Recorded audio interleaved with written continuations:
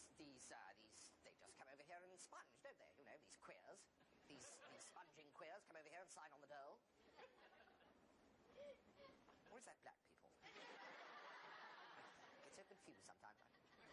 I was hit on the head as a child, you see. Well, I'm afraid weight has been a perennial problem with me. I've tried all the diets. I tried the hip and thigh diet, and it didn't work for me at all, because I've always hated the taste of thighs, even when well done. Yeah, phone sex is good. I like that phone sex. At least you never have to ring them the next day. It's red, it's shiny, it's instantly desirable, and it's remarkably cheap. Only one drawback: it doesn't yet exist. We wondered, why not? Douglas Hurd has been Foreign Secretary now for a record 5 years. If anyone knows, it'll be Gordon Wade of Market Soundings PLC. Gordon, it's red, it's shiny, everyone wants one, it needn't cost a fortune, and it isn't tested on animals, but it doesn't exist. What's going on? I don't know. I'm sorry. It should exist, I know that. All I can say is that we are working on it. Mm-hmm. Have you settled on a name for it yet? Not as of yet, although the project does have a working title. I think it's just time to ask you, what is it? The name at the moment is Mark Bannister. Mark Bannister. Price? About £3.50, we hope, but it could go as high as £90,000. £90,000? Yes, rather depends on what it does, you see, and how much it costs to make it. But these costs just details. I see. The basic message so far is that you are going ahead. We might expect to see Mark Bannisters in our shops pretty soon. Fair answer. My colleague, it's over to you. Well, as you can see, that is quite a total. Thanks so much. Let's see if we can't get it over 5 million in our telephone quizline quiz. Stephen, off you go. Thanks, David. Who was the first man to run the 4-minute mile? Was it A, the Battle of Cressy, B, Moonraker, or C, the athlete and fast record-breaking fast miler Sir Roger 4-minute Bannister, the famous runner? If you think you know the answer, you could qualify for being one of the people who got the answer right. All your calls will be charged at £400 a second. Do remember that all the money, the moment you call, goes directly to British Telecom. That's right. BT uses only recorded voices and employs no operators or staff, so there's no wasteful expenditure on salaries and employment. The money goes directly where it's needed. To men like Philip. Yeah. Philip is on the board of British Telecom, for which he receives just £84,000 a year. To pay for Philip's 3 homes, his 6 cars, his yacht and his helicopter with en-suite cocaine habit, Philip desperately relies on the yearly dividend payout from his British Telecom shares. Yes, I think so. Last year, your calls to our quiz lines were kind enough to give Philip nearly £400,000 in dividends. But this year, Philip needs even more. So do call, and if you don't call, do call. But do call. And if you don't, do please call. But do call, even if you don't. Doesn't matter if you don't know the answer. Just call. Call. Call anybody. About anything. Just call. For Philip's sake. Call. Well, what's that one with that poor man who looks like an elephant? What's his name? Oh, you know, Colin Welland. You know, dickheads in the council, they got this noise pollution squad. I rang him up to complain about my neighbour who plays music, well, he calls it music, all night, 3 o'clock in the morning. They fined me 50 quid for shouting down the phone. Well, I think it's funny. It's the way they say watershed, you know. They say things like, you can't say tit till after the 9 o'clock watershed. Well, who keeps water in a shed, and what's that got to do with tits?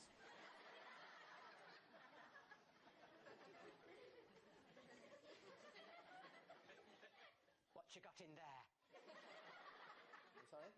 What you got in there, I wonder? A cat. You got your mog in there, have you? Got a kitty puss? Lovely. This is Clover, my Daxie. I've always had Daxies. I like smooth-coated Daxies best. Really? Is that right? So, what sort of mogwog is your kitty puss? Hmm? Is it, Tabbles or a tom-tom or what? Burmese. Ah, Burmy. I love a Burmy. Is it a girl or a boy Burmy? Oh, Christ. It's male. Hello, Mr. Burmy. What's your name, then? Yes, he can't speak, actually. Ah, but they can understand every word you say, can't they? Not much evidence for that. My first Daxie, my first ever Daxie, was called Scully. I named him after Hugh Scully, who presents the Antiques Roadshow. I love that programme, don't you? Pervertedly? Do you know what I do of a Sunday? Every day after we've had our walk, because Clover and I always go walkings of a Sunday. Well, you know, just Clover and me, and of course my little pooper scooper. Because that nasty Parky man doesn't like to see Poochie poop on his best grass, does he? No, so... Oh, Christ. And of course I don't like to see Poochie poop on my best carpet, and if I do, Clover knows she can expect a visit from the smack fairy. So we come back, and I make myself a cheese and tomato toasty. A what? A cheese and what? Tomato. Tomato. Tomato. Tomato. Tomato. Don't say it again. I make myself a cheese and tomato toasty, sometimes 2 toasties, and an old muggles of tea, and I just snudge it down in front of the television, and I watch the roadshow. I love my Sunday afternoonies. Jesus, God help. And of course, if it isn't the roadshow, it might be that animal programme with Desmond. Desmond Morris. Ah, yes, but we call him Desmond in our household, because he's like a friend, he's like an old chum, is Desmond. Or we might watch MasterChef with Lloydie, or The Closey Show with Jeff Banksy Wanksy. We love our Sunday afters, don't we, Clover? So, what's wrong with Mr. Burney? What? Mr. Burney, why has he come in to see Betty Lou? Has he got a poorly tums? Did you just say Betty Lou? Sore throaty? What's the matter with Mr. Burney? I brought him in to be killed.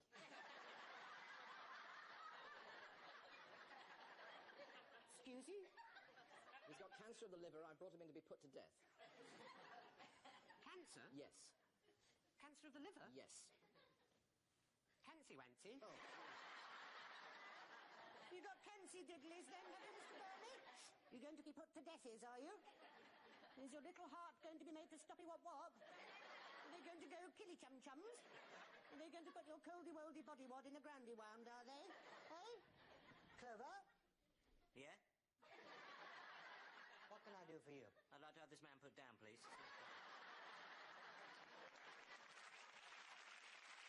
You locomotive lump of fecal horror! You maniac bastardly turd! I would rather drink stale urine from Norman Fowler's arse pit than remain one moment more in your defiling company. You're filth, you're cack, you're the ooze of a burst boil. I abominate you, you towering mound of corrupted slime. Your every utterance is like the slithering hiss of a fat maggot in the putrid guts of a decomposing rat. Your face is fouler than the unwiped inner ring of Satan's rectum.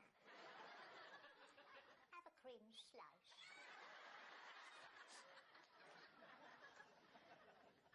Blimey, they've been up there long enough. Oh, good. What? Well, if they hadn't been up there long enough, they'd have to go up there again. Silly going up twice, all those stairs. Are you drunk? Oh, thanks very much. Lovely cup of tea. Very nice piece of shortbread, too. Well, yes. Now, as you suggested, there is evidence of your having wasps up in your attic. Wasps? Wasps. Wasps? Evidence, he said, evidence of wasps in the attic. What sort of evidence? Shall I? Go ahead. Yeah, well, the evidence breaks down neatly into 3 parts. Firstly, there are 2 wasps' nests up there. Secondly, there are a lot of wasps up there. And thirdly, my associate swears, and I've never known him be wrong yet, swears he heard some buzzing. I think. Not loud, but loud enough. I see. So what are we to do? Will you? Well, we can play this any number of ways. We can pretend it never happened. Simply walk away, just go home, have a nice hot meal, watch a bit of television, go to bed, get up in the morning, brush our teeth, come down, have breakfast. Yeah, I think. Well, I'm just painting the picture. Fair enough. Right, that's option 1. Option 2 is we can get rid of them. Oh, I think we should get rid of them, don't you? Oh, yeah, get rid of them. The wasps. The wasps. The wasps. It's the wasps. Option 2. Yeah. Right, well, I should point out that option 2 does carry with it a portion of risk. You see, wasps, we know wasps are tricky things. Whew. Boy, ain't that the truth. You know, a wasp isn't a thing you can just get rid of. There you spoke a mouthful. You know, you can't just wave a magic wand over a wasp and hope that it'll just go away. How much easier our lives would be if you could. You know, what you've got to do is you've got to get inside the wasp's mind. Learn what makes him happy, what makes him sad. What are his wants, what are his fears. Learn to think how a wasp thinks. And how do wasps think? Oh, I don't suppose we'll ever really know the answer to that. No. We can guess. Oh, we can guess, yeah. But understand them. Really understand a wasp? Oh, not in our lifetime. No, we're just poking around in the dark, to be honest. Whistling in the wind. Yeah. We don't even know how little we know. But you can get rid of them. Oh, we can yeah, get rid of them. that's no problem. Yeah, No, yeah. no. If that's what you want. If that's what you want. Yeah. If you want to just turn away and carry on with your cosy, comfortable lives. Cut off one more link with the natural world. Nail up the gate into the secret garden. Watch another star wink its final wink and fade into the inky blackness. What do you reckon? Oh, they can't do any harm, can they? They can sting you. Oh, they will sting you. They will sting you. All right, then. Leave them be. You sure? If you are. Oh, I'm sure. The £87.50, please. Our associate. I do believe we have done a beautiful thing here. I do believe we have. And it's got nothing to do with wasps.